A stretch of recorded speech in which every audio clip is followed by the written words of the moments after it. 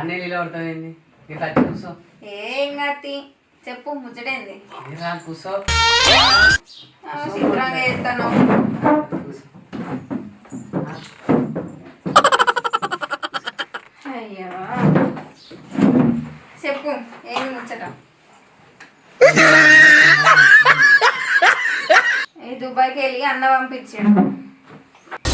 అన్న నీరు కదా. ఏంది ఏమో కొత్తగా ఎత్తున్నావు? అన్న లేకపోతే ఏంది? ఏం చేస్తాను? ఏం మాట్లాడుతున్నావు? ఏమంటావు నువ్వు? ఏమో నాతో